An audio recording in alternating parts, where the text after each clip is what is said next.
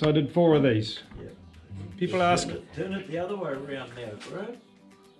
Back to front. Yep. That's it. Yep. people ask how long they take. Well, you don't make one. If you're going to make these, you make probably a minimum of 4. Not the first time. Yeah, well, you glue your wood up so you're going to get enough for 4. It's actually more accurate as well because you can't handle a piece of wood that long through a saw bench because it's too short, or a thicknesser because pressure bars. So you want a piece of wood that's going to be this long, and then you get 4 out of it. I glue it up for that. That's the same piece of wood. That's the same glue up as this for the base. There's a difference to it being every second one of these is turned 180 degrees.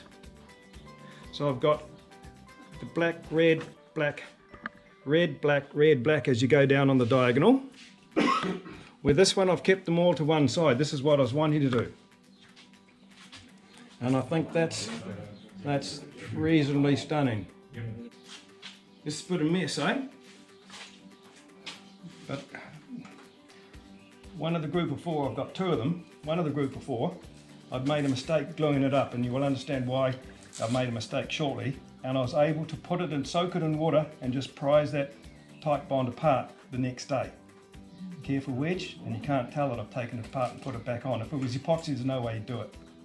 This is probably set too long now, but you do have a chance to undo tight bond, the PVAs and that. It's just a good quality PVA. So this is glued together with epoxy, being the boards, and then the rings are stuck together on top of each other with tight bond. Reason for that is it doesn't slip. You squeeze epoxy, it'll slip. So I use both, but there's other quirks as well with epoxy. Epoxy will bleed into end grain when you cramp it. When you cramp it hard, it'll push in, and I don't think the tight bond does that to the same. If you've heard of Malcolm Tibbetts, American wood turner, he's probably one of the best in the world. He's got at least 3 videos. I haven't got any, but he's got a very good book. The best book in the world is Malcolm Tibbetts on wood turning. He uses tight bond. That's the chevron pattern, right?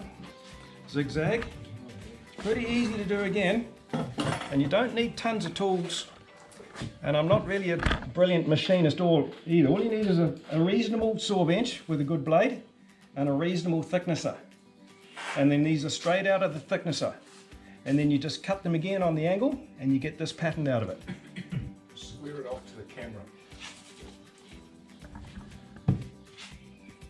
Yeah, this is the same as that, except each 3 layers on there are glued offset when these 3 layers are glued on top of each other.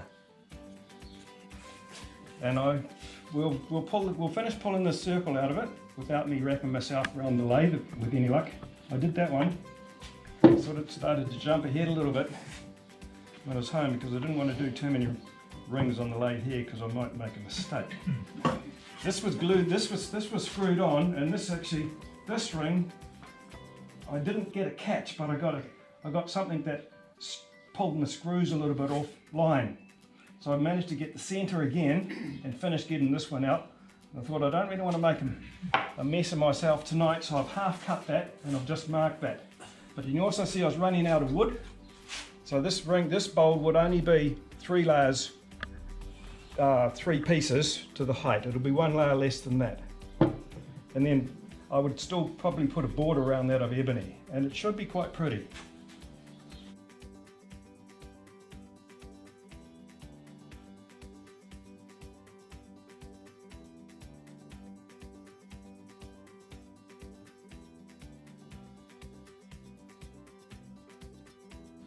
When you want to glue these together, again, I line up the teak. There is a pinhole in the middle too. I pivot them on the pinhole. But I don't put the pinhole through the last one. It's not nice, the pinhole, which I've got there. And then you just line up the center of the board. So you'll figure it out, really. So the teak it swings around one at a time, the 4 pieces. The teak gives you the rotation from there. You see that one there? That's glued up there to there. That piece of teak there, there's the corner. That's how much I move each board out on the edge here. And when you get into the middle, they're nearly in line. they're that much out of line there for that bottom laminate, because you're nearly at 0.0 of the board. You're starting to get it, I think. That's how you then glue the 4 pieces together by itself. Cramp them well. We're getting it? I think we are. And you line up the teak on each end of your square board. You see that's the same on that side, there to there. Actually, I've got that piece of maple in between it.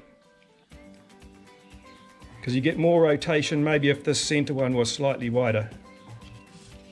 That's got to be reasonably accurate gluing that up. And then I could play around with that with the next one if I wanted to and find a little bit more rotation in it and cramp that together well.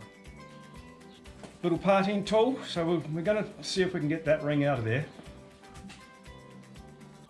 Which is this? No, it's probably not going to show.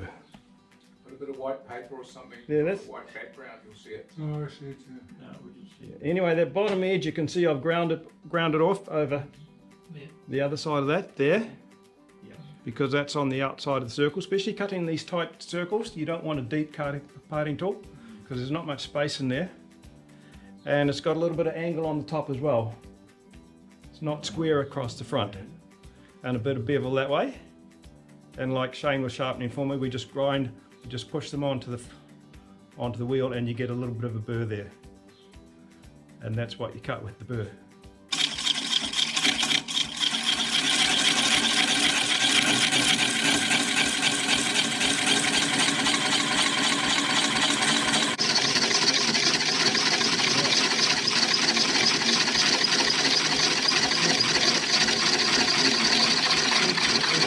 Nearly there, you hear it?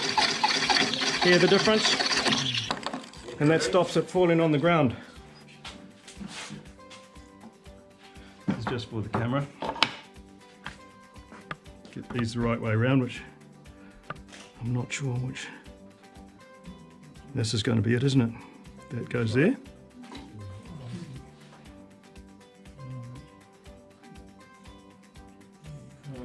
Line that up.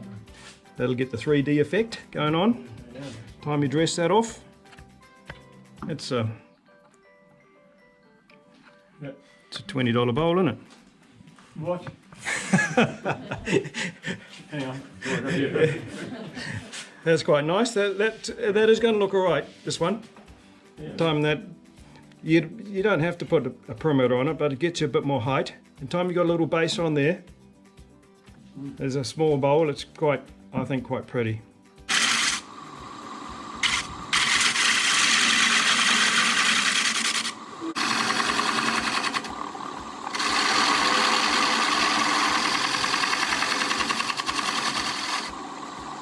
I'd hang on to that.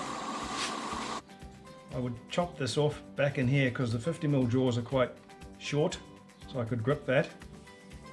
I'd turn the inside, I'd put the tailstock back up to it and then turn this down a little bit and form a tenon. Yeah, I'd hang on to this again, so I'm turning the base, and then I'd fit. The base here isn't just flat straight through, it steps down and the bowl locks into, the base locks into it. And then again I have that prepped so I grip outwards. You can grip outwards or inwards, but